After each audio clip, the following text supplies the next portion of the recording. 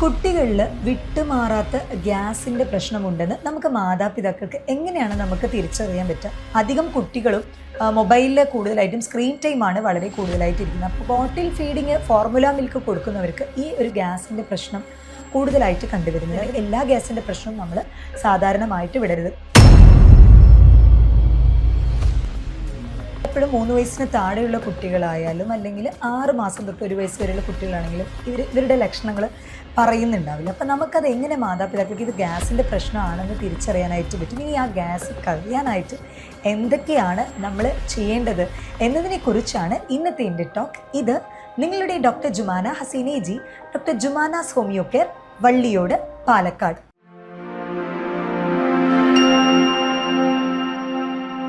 ജനിച്ചത് മുതൽ 6 മാസം വരെയുള്ള കുട്ടികളിൽ ഗ്യാസിൻ്റെ പ്രശ്നം വളരെയധികം കുറവായിരിക്കും. എന്നാലും നമ്മൾ ഓരോ പ്രാവശ്യം ഫീഡ് ചെയ്തതിന് ശേഷം തോളത്ത് അവരുടെ വയറ് ഈ ഒരു പിക്ചറിൽ കാണത്തക്ക രീതിയിൽ അവരുടെ വയറ് പ്ലേസ് ചെയ്യുക. എന്നിട്ടൊരു 3 കുട്ടി ചെറിയ തോതിൽ കൊടുത്തു കഴിയുമ്പോൾ അത് ബർപ്പ് ഒരു ഏമ്പക്കമായിട്ട് വരും. അതിനുശേഷം മാത്രമേ ഇവർ തൊട്ടിയിലാണെങ്കിലും അല്ലെങ്കിൽ ബെഡിലാണെങ്കിലും കിടത്താനായിട്ട് ശ്രദ്ധിക്കുക. അല്ലെങ്കിൽ ചില കുട്ടികൾക്ക് പാൽ ഓവറായിട്ട് അങ്ങനെ മൂക്കിലൂടെ വരാം, പുളിച്ച് തേട്ടി വരാം, ഇങ്ങനത്തെ ബുദ്ധിമുട്ടുകൾ കണ്ടുവരാറുണ്ട്. ഇനി 6 മാസം കഴിഞ്ഞ കുട്ടികളിൽ ഇതിലും എസ്പെഷ്യലി ചിലർ ബോട്ടിൽ ഫീഡിങ് ചെയ്യാറുണ്ട്. അപ്പോൾ ബോട്ടിൽ ഫീഡിങ് ഫോർമുല മിൽക്ക് കൊടുക്കുന്നവർക്ക് ഈ ഒരു ഗ്യാസിൻ്റെ പ്രശ്നം കൂടുതലായിട്ട് കണ്ടുവരുന്നുണ്ട്. അതിൻ്റെ മെയിൻ റീസൺ എന്താണെന്ന് പറയുമ്പോൾ നമ്മൾ നോർമലി കുട്ടികൾക്ക് മുലപ്പാൽ കൊടുക്കുന്നതും ഫീഡിങ്ങും ഈ ഒരു ആർട്ടിഫിഷ്യൽ ആയിട്ടുള്ള ബോട്ടിൽ ഫീഡിങ് ചെയ്യുമ്പോൾ അതിൻ്റെ ആ നിപ്പിളുടെ ഒരു വലിപ്പം ചിലപ്പോൾ കുറച്ചുകൂടി വലുതായിട്ടുണ്ടാകും. പിള്ളേരത് കടിച്ചത് കൊണ്ട് അങ്ങനെ അതിൻ്റെ നിപ്പിളിൻ്റെ ഇത് വലുപ്പമായിട്ട് ഫോഴ്സ്ഫുള്ളി ഭയങ്കര ഫോഴ്സോട് കൂടിയിട്ടായിരിക്കും ചിലപ്പോൾ പാല് കയറുന്നുണ്ടാവുക. ഉദ്ദേശിക്കുന്ന അളവിൽ നിന്നും കൂടുതലായിട്ട് പോകുന്നുണ്ടാവും. അപ്പോൾ ഇതിനിടയ്ക്ക് എയർ കയറാനും സാധ്യതയുണ്ട്. അതുകൊണ്ട് തന്നെ ഫോർമുല മിൽക്ക് എടുക്കുന്ന കുട്ടികളിൽ കൂടുതലായിട്ടും ഈ ഗ്യാസിൻ്റെ പ്രശ്നം കണ്ടുവരാറുണ്ട്. അപ്പോൾ നമ്മളെപ്പോഴും എന്തൊരു ഹോം റെമഡീസ് കൊടുക്കുകയാണെന്നുണ്ടെങ്കിലും 6 മാസത്തിന് താഴെയുള്ള കുട്ടികൾക്ക് ഒരു ഹോം റെമഡീസും കൊടുക്കരുത്, അത് ട്രൈ ചെയ്യരുത്. 6 മാസത്തിന് ശേഷമുള്ള കുട്ടികളിൽ മാത്രമേ ഈ ഒരു ഹോം റെമഡീസ് നമുക്ക് ട്രൈ ചെയ്യാൻ പറ്റുള്ളൂ. അപ്പോൾ ഇതിന് നമ്മൾ ലക്ഷണങ്ങൾ എന്തൊക്കെയാണ്? അപ്പോൾ കുട്ടികൾ ഈ വയറുവേദന അല്ലെങ്കിൽ ഗ്യാസിൻ്റെ ഒരു പ്രശ്നം കൊണ്ട് ബുദ്ധിമുട്ടുന്നവർ പലപ്പോഴും കുട്ടി അതിൻ്റെ 2 കാലുകളും വയറിലോട്ട് ചേർത്ത് വെച്ചിട്ടായിരിക്കും വേദന കൊണ്ട് ഇങ്ങനെ കരയുന്നുണ്ടാവുക. അത് ചിലപ്പോൾ ഒരു 10 മിനിറ്റ് ഇടവിട്ട് ഇങ്ങനെ കണ്ടിന്യൂസ് ആയിട്ട് തന്നെ കുട്ടികളിൽ ഈ വയറുവേദന കണ്ടുവരും. അപ്പോൾ ഇത് ചില നേരങ്ങളിൽ ഫോർമുല മിൽക്ക് മാത്രമല്ല, നമ്മൾ ഇപ്പോൾ മുലപ്പാൽ മാത്രമാണ് കുടിക്കുന്നത് എന്നുണ്ടെങ്കിലും അമ്മമാർ കഴിക്കുന്ന ചില ഭക്ഷണത്തിലും അതിൽ കൂടുതലായിട്ടും ഗ്യാസ് ഫോർമേഷൻ കൂടുന്നുണ്ട്, അത്തരത്തിലുള്ള ഭക്ഷണങ്ങളാണ് കഴിക്കുന്നത് എന്നുണ്ടെങ്കിൽ അത് കുട്ടീനെ തീർച്ചയായിട്ടും അത് എഫക്റ്റ് ചെയ്യുന്നുണ്ടാകും. അത് കാരണം ഇവർ വയറുവേദന കൊണ്ട് ഭയങ്കര ബുദ്ധിമുട്ടുന്നുണ്ടാകും. അപ്പോൾ ഈ ഒരു കരച്ചിൽ ഭയങ്കര 10 മിനിറ്റ് 5 മിനിറ്റ് കൂടുമ്പോൾ തന്നെ വരുന്നുണ്ട്.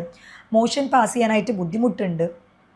എന്നാൽ കുറച്ച് നേരം അങ്ങനെ എടുത്ത് നടക്കും അല്ലെങ്കിൽ വയറ് അമർത്തി പിടിക്കുമ്പോൾ ഇത്തിരി ആശ്വാസമാവുന്നുണ്ട് എന്നുണ്ടെങ്കിൽ തീർച്ചയായിട്ടും ഇത് ഗ്യാസ് കയറിയതിൻ്റെ ഒരു ലക്ഷണമാണ്. അപ്പോൾ ഇങ്ങനെ 6 മാസം തൊട്ട് 1 വയസ്സ് വരെയുള്ള കുട്ടികളിൽ നമ്മൾ എന്താണ് ഈ ഗ്യാസ് കയറുമ്പോൾ ചെയ്യേണ്ടത് എന്ന് പറഞ്ഞാൽ, ഇതിന് ഐമം അല്ലെങ്കിൽ അജ്വൈൻ എന്ന് പറഞ്ഞ ഓമം വളരെ ഇഫക്റ്റീവാണ്. അപ്പോൾ ഇത് ഇട്ട് തിളപ്പിച്ചിട്ട് അതിൻ്റെ വെള്ളം ഒരു 2 ടീസ്പൂൺ ചെറിയ തോതിൽ ഒരു 2 മണിക്കൂർ ഇടവിട്ടിട്ടൊന്ന് കൊടുത്ത് നോക്കുക. അപ്പോൾ തന്നെ നല്ല ആശ്വാസം ഉണ്ടാവും. അങ്ങനെ അല്ലാന്നുണ്ടെങ്കിൽ ജീരകം വളരെ എഫക്റ്റീവാണ്. ജീരകം അതും ഇട്ട് തിളപ്പിച്ച വെള്ളമാണ് കൊടുക്കേണ്ടത്. അത് അതേപടി പൗഡറാക്കിയിട്ടോ അങ്ങനെയൊന്നും യൂസ് ചെയ്യേണ്ട. അത് ഇട്ട് തിളപ്പിച്ച വെള്ളം ഒരു 2 ടീസ്പൂൺ അങ്ങനെ കൊടുക്കുക. അപ്പോൾ തന്നെ അവർക്ക് നല്ല വ്യത്യാസം ഉണ്ടാവും. ഇനി ഇതിൽ തന്നെ ഒരു കാര്യം എമർജൻസി ആയിട്ടുള്ളതാണ്, അത് പാരൻസ് വളരെയധികം ശ്രദ്ധിക്കണം.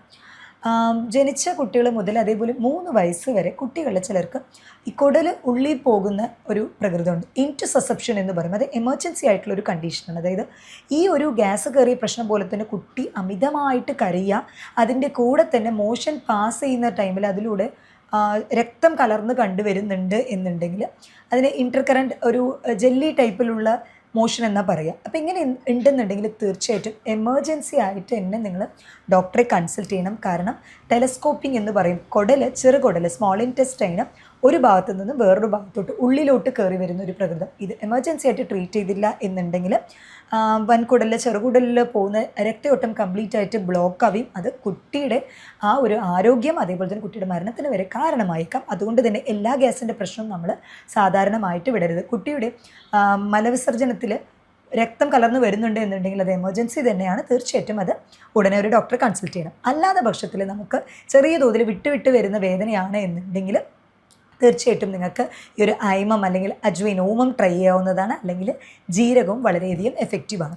ഇനി കുറച്ച് വലിയ കുട്ടികളിൽ 1 വയസ്സിന് മുകളിലുള്ള കുട്ടികളിൽ ഈ ഒരു ഗ്യാസിൻ്റെ പ്രശ്നം എങ്ങനെയാണ് ഇവരുടെ ശരീരത്തിൻ്റെ വളർച്ചയെ ബാധിക്കുന്നത്? ഗ്യാസിൻ്റെ പ്രശ്നം ഫ്രീക്വൻ്റ് ആയിട്ട് വരുന്നത് പലപ്പോഴും ഭക്ഷണത്തിൻ്റെ ടൈം തെറ്റി കഴിക്കുമ്പോഴാണ്.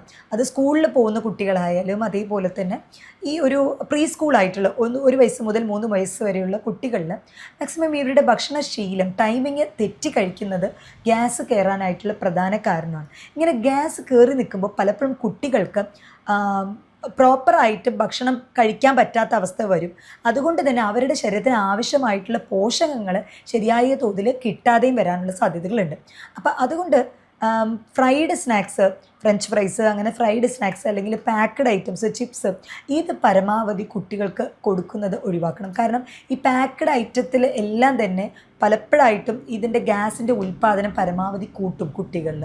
അപ്പോൾ ഇവർ സാധാരണഗതിയിലുള്ള പോഷകമായിട്ടുള്ള ആഹാരങ്ങൾ കഴിക്കുന്നത് പരമാവധി ഒഴിവാക്കും. അപ്പോൾ ഈ ഒരു ഏജിലുള്ള കുട്ടികൾക്ക് സമയത്തിന് ഭക്ഷണം കൊടുക്കുക എന്നുള്ളത് ശ്രദ്ധിക്കുക. അതേപോലെ തന്നെ വെള്ളം കുടിക്കുന്ന അളവും കുട്ടികളിൽ വളരെയധികം ഇമ്പോർട്ടൻ്റ് ആണ്.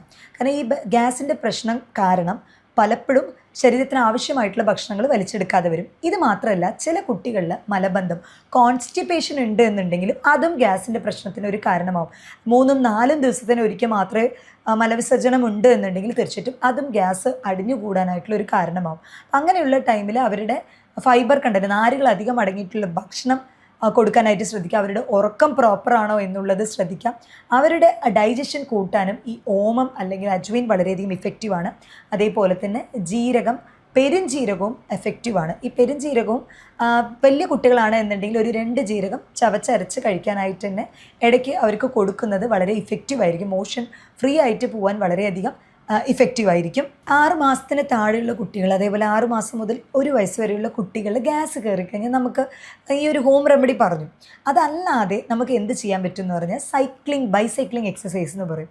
കുട്ടികളെ ഈ ഒരു പിക്ചറിൽ കാണത്തക്ക രീതിയിൽ അവരെ കിടത്തിയിട്ട് 2 കാലും നമ്മൾ സൈക്കിൾ ചെയ്യുന്ന രീതിക്ക് ചെയ്യുന്ന ടൈമിൽ തീർച്ചയായിട്ടും അവരുടെ പെൽവിക് മസിൽസൊക്കെ റിലാക്സ് ചെയ്തിട്ട് ഗ്യാസ് കെട്ടിക്കിടക്കുന്നുണ്ട് എന്നുണ്ടെങ്കിൽ അത് കീഴ്വായുവായിട്ടോ അങ്ങനെ ഗ്യാസ് കളയാനായിട്ട് വളരെയധികം ഇഫക്റ്റീവായിരിക്കും. ഈ ഒരു മെത്തേഡ് നിങ്ങൾക്ക് 6 മാസം മുതൽ അതേപോലെ 1 വയസ്സ് വരെയുള്ള കുട്ടികൾക്ക് ട്രൈ ചെയ്യാവുന്നതാണ്.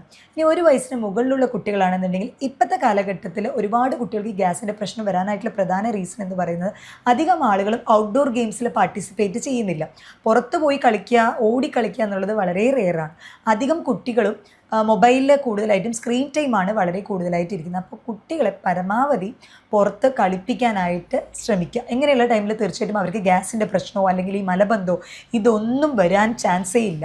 അപ്പോൾ ഒരുപാട് ഫാസ്റ്റ് ഫുഡുകളും അതുപോലെ ചിപ്സ്, പാക്ക്ഡ് ഐറ്റംസ്, സോഫ്റ്റ് ഡ്രിങ്കുകൾ കൊടുക്കുന്നത് പരമാവധി ഒഴിവാക്കുക. കാർബണേറ്റഡ് ഡ്രിങ്ക്സ്, സോഫ്റ്റ് ഡ്രിങ്ക്സ് ഇത് ദഹനത്തിൻ്റെ പ്രക്രിയനെ ടോട്ടലായിട്ടും മാറ്റിമറിക്കും. ഫ്യൂച്ചറിൽ അവർക്ക് അൾസറിൻ്റെ പ്രശ്നം വരാനും അതുപോലെ IBS പോലുള്ള ഇറിറ്റബിൾ ബവൽ സിൻഡ്രോം ഇങ്ങനത്തെ പ്രശ്നങ്ങളൊക്കെ വരാൻ ഇതൊരു കാരണമാവും. അപ്പോൾ അതുകൊണ്ട് തന്നെ ഫാസ്റ്റ് ഫുഡ് പരമാവധി ഒഴിവാക്കുക. ഭക്ഷണം കൊടുക്കുന്നതിൻ്റെ അളവ് അവർക്ക് മതി എന്ന് പറഞ്ഞ് അത് നിർത്താനായിട്ട് ശ്രദ്ധിക്കുക. അമിതമായിട്ടുള്ള ഓവർ ഫീഡിങ് ഒഴിവാക്കുക. അതായത് ഭക്ഷണം കൊടുക്കുന്ന ടൈമിൽ ഫോൺ ഉപയോഗിച്ച് പലപ്പോഴും പാരൻസ്, കാരണം ഫോൺ ഉപയോഗിക്കുന്ന ടൈമിൽ കുട്ടി കുറേ കൂടെ കഴിക്കുന്നുണ്ട് എന്നുള്ളൊരു മിഥ്യാധാരണ പാരൻസിന് പലപ്പോഴും ഉണ്ട്. അപ്പോൾ അതുകൊണ്ട് അത് സ്ക്രീൻ ടൈം വെച്ചുകൊണ്ടാണ് പലരും ഫീഡ് ചെയ്യുന്നത്. എന്നാൽ അതങ്ങനെ ചെയ്യരുത്. അങ്ങനെ ചെയ്യുന്ന ടൈമിൽ അത് ഓവർ ഈറ്റിങ്ങിന് ഒരു കാരണമാവും. ഈ ഓവർ ഈറ്റിംഗ് പലപ്പോഴും അതും ഗ്യാസിനൊരു പ്രധാന കാരണമാവുന്നുണ്ട്. ഇതും മലബന്ധത്തിനൊരു കാരണമായി മാറുന്നുണ്ട്. അതുകൊണ്ട് അവർക്ക് മതി എന്നുള്ളൊരു തോന്നൽ പലപ്പോഴും വരില്ല. കാരണം ഡീവിയേറ്റ് ആയി പോവുകയാണ്. അവർ ഫോണിൽ യൂസ് ചെയ്യുന്ന ടൈമിൽ അല്ലെങ്കിൽ ലാപ്പ് അങ്ങനെ സ്ക്രീൻ ടൈം യൂസ് ചെയ്യുന്ന ടൈമിൽ അവരുടെ മൈൻഡ് ഡീവിയേറ്റ് ആവുന്നത് കൊണ്ട് തന്നെ അവരുടെ ബ്രെയിന് സിഗ്നൽ ഔട്ട് ചെയ്യില്ല. മതി എന്നുള്ളൊരു തോന്നൽ പലപ്പോഴും കുട്ടികൾക്ക് തോന്നാറില്ല. ആ ലെപ്റ്റിൻ ഹോർമോൺ ചുരക്കുന്നത് വളരെ കുറവാണ്. അതുകൊണ്ട് ഭക്ഷണം കഴിക്കുന്ന ടൈമിൽ കുട്ടികൾക്ക് പരമാവധി സ്ക്രീൻ ടൈം ആ ഒരു നേരത്ത് ഒഴിവാക്കുക. വെള്ളത്തിൻ്റെ അളവ് പലപ്പോഴും കുട്ടികൾ വെള്ളം കുടിക്കുന്നത് കുറവായിരിക്കും. അപ്പോൾ അതുകൊണ്ട് തന്നെ പാരൻസ് ജ്യൂസായിട്ട് കൊടുക്കാറുണ്ട്. ഫ്രൂട്ട്സ് അതേപടി കൊടുക്കുന്നതാണ് നല്ലത്. ഭാവിയിൽ അവർക്ക് ഷുഗർ, ഡയബറ്റീസ് പോലുള്ള പ്രശ്നങ്ങൾ അല്ലെങ്കിൽ ഫാറ്റി ലിവർ പോലുള്ള പ്രശ്നങ്ങൾ വരാതിരിക്കണം എന്നുണ്ടെങ്കിൽ അമിതമായിട്ട് ജ്യൂസസ് നമ്മൾ പാക്കഡ് ആയിക്കോട്ടെ അല്ലെങ്കിൽ നമ്മൾ തന്നെയാണെങ്കിലും അത് കൂടുതൽ സ്വീറ്റ് ആഡ് ചെയ്തിട്ടുള്ള ജ്യൂസസ് പരമാവധി ഒഴിവാക്കിയിട്ട് അവർക്ക് ഫ്രൂട്ട്സ് അതേപടി കൊടുക്കാനായിട്ട് ശ്രദ്ധിക്കുക. കാരണം ഫ്രൂട്ട്സ് അതേപടി കൊടുക്കുമ്പോൾ അതിൽ ഫൈബർ കണ്ടൻറ്റ് കൂടുതലായിട്ടുണ്ട്. ഇത് മലബന്ധം ഒഴിവാക്കാനായിട്ട് വളരെയധികം ഹെൽപ്ഫുൾ ആവും. വെള്ളം പ്രോപ്പർലി കുട്ടികളെ കൊണ്ട് കുടിപ്പിക്കുക. വെള്ളം പ്രോപ്പർലി കുടിച്ചു കഴിഞ്ഞാൽ തന്നെ ഈ ഗ്യാസിൻ്റെ പ്രശ്നം പരമാവധി ഒഴിവാക്കാൻ പറ്റും. അതേപോലെ നമുക്ക് വീട്ടിൽ തന്നെ ട്രൈ ചെയ്യാവുന്ന ടിപ്പ് എന്ന് പറയുന്നത് ഈ ഒരു പെരുംജീരകം, അതേപോലെ ഓമം എന്ന് പറയുന്ന അജ്വൈൻ, ഇത് രണ്ടും വളരെയധികം ഇഫക്റ്റീവാണ്. അത് വലിയ കുട്ടികൾ ചവച്ചരച്ച് തന്നെ കഴിക്കാനായിട്ട് നമുക്ക് പറയാം. അതേപോലെ വെളുത്ത അരി, വൈറ്റ് റിഫൈൻഡ് ആയിട്ടുള്ള ഐറ്റംസ്, മൈദ, ഇത് കുട്ടികളുടെ ഗ്യാസിൻ്റെ പ്രശ്നം കൂട്ടും. അപ്പോൾ പരമാവധി അത് ഒഴിവാക്കിയിട്ട് അവർക്ക് തവിട്, കളയാത്ത അരി, ബ്രൗൺ റൈസ്, ഇത് കൂടുതലായിട്ടും ഭക്ഷണത്തിൽ ഉൾപ്പെടുത്താനായിട്ട് ശ്രദ്ധിക്കുക. ഇത് തീർച്ചയായിട്ടും കുട്ടികളിൽ ആ ഒരു ന്യൂട്രിയൻ വാല്യൂ, അവർ കഴിക്കുന്ന ഭക്ഷണത്തിലെ പോഷകം നല്ല രീതിക്ക് കിട്ടാനും സഹായിക്കും. മെറ്റബോളിസം വളരെയധികം ഹെൽപ്ഫുള്ളാണ്. അതേപോലെ രാവിലെ എണീറ്റ ഉടനെ കുട്ടികൾക്ക് ഒരു വയസ്സ് മുതൽ 3 വയസ്സ് വരെയുള്ള കുട്ടികൾക്ക് ഇളം ചൂടുവെള്ളം കൊടുക്കുന്നത് വളരെ ഇഫക്റ്റീവ് ആയിരിക്കും. അവരുടെ ആ ഒരു മലവിസർജനം പ്രോപ്പർ ആക്കാനായിട്ട് പലപ്പോഴും 2 ദിവസം 3 ദിവസത്തിന് ഒരിക്കലും മലവിസർജനം നടത്തുന്ന കുട്ടികളുണ്ട്. അപ്പോൾ ഇത് ഒഴിവാക്കാനായിട്ട് രാവിലെ എണീച്ച ഉടനെ ചെറു ചൂടുവെള്ളം കൊടുക്കുന്നത് നമ്മുടെ വൻകുടലിലേക്കുള്ള ആ ഒരു രക്തയോട്ടം പ്രോപ്പർ ആക്കാനായിട്ട് വളരെയധികം സഹായകരമാവും. അപ്പോൾ അതുകൊണ്ട് അത് എടുക്കാനായിട്ട് ശ്രദ്ധിക്കുക. അതുപോലെ അവർക്ക് ഈ ഒരു ദഹനക്കേട്, അതേപോലെ തന്നെ ഗ്യാസിൻ്റെ പ്രശ്നം കുട്ടികളിൽ വന്നു എന്നുണ്ടെങ്കിൽ പുതിന, അതേപോലെ തന്നെ തുളസി, ഇത് ഇട്ട് തിളപ്പിച്ച വെള്ളം കുട്ടികൾക്ക് കൊടുക്കുന്നത് വളരെ ഇഫക്റ്റീവാണ്. അതേപോലെ തന്നെ പുതിന ചമ്മന്തി, സാധാരണഗതിയിലുള്ള ചട്നീസ് അങ്ങനെയൊക്കെ ഇതിന് പകരം റീപ്ലേസ് ചെയ്ത് കുട്ടികൾക്ക് ഈ ഇലക്കറികൾ കൂടുതലും ഉൾപ്പെടുത്താനായിട്ട് ശ്രദ്ധിക്കുക. ഇത് തീർച്ചയായിട്ടും മലബന്ധം ഒഴിവാക്കാനും മാത്രമല്ല വയറിൽ കെട്ടിക്കിടക്കുന്ന ഗ്യാസ് കുട്ടികൾക്ക് അത് ഏമ്പക്കോ ആയിട്ടോ അല്ലെങ്കിൽ കീഴ്വായു ആയിട്ടോ അത് റിലീഫ് ആവാനായിട്ട് വളരെയധികം സഹായകരമാവുന്ന ഒന്നാണ്. അപ്പോൾ കുട്ടികളുടെ ഈ ഒരു ഗ്യാസിൻ്റെ പ്രശ്നം അല്ലെങ്കിൽ അവരുടെ ബുദ്ധിമുട്ടുകളെ കുറിച്ച് നിങ്ങൾക്ക് എന്തെങ്കിലും സംശയമുണ്ട് എന്നുണ്ടെങ്കിൽ താഴെ തന്നിട്ടുള്ള ഈ ഒരു വാട്സപ്പ് നമ്പറിൽ എന്നെ ബന്ധപ്പെടാവുന്നതാണ്. മറ്റൊരു ഹെൽത്ത് ടോപ്പിക്കുമായിട്ട് വീണ്ടും കാണാം.